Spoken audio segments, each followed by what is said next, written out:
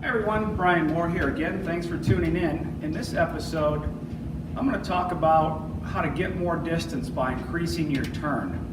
And a lot of people have a difficult time getting a full shoulder turn, and they blame it on lack of flexibility.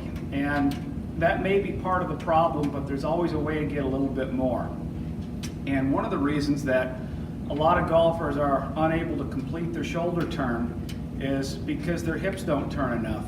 And the reason that their hips don't turn enough is because their knees don't turn enough. So really there's three turns in the swing. And if I were to take a club and put it across my shoulders and one across my hips and one across my knees here, and we were to get a bird's eye view from straight up above, if I made a full loaded up backswing here, we would see that the stick on my shoulders is turned about 90 degrees.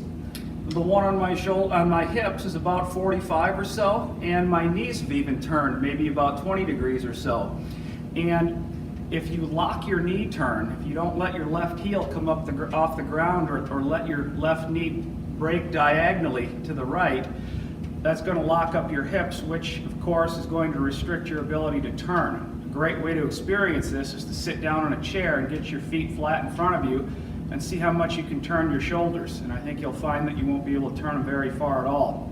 So a lot of the greatest players in the history of the game have had huge turns because they've let their left heel come off the ground. Jack Nicklaus and Sam Snead are just two that come to mind right away. So the way to do this is, if you were to imagine a straight line running right through the center of my body, as I make my backswing, I want to try to get my left knee to midline here, okay? So my knee is going to work diagonally to the right.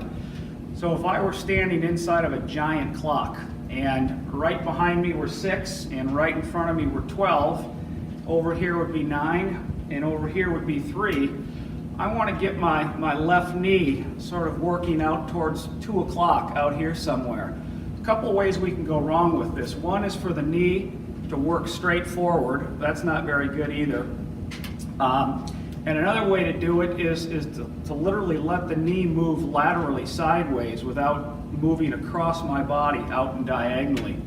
And you'll see that if I make a nice full wind up here and let my left heel come up off the ground, I can get a lot more length in my backswing. And from here, the first move down is just to replant that left heel, and that will start the downswing in the proper sequence.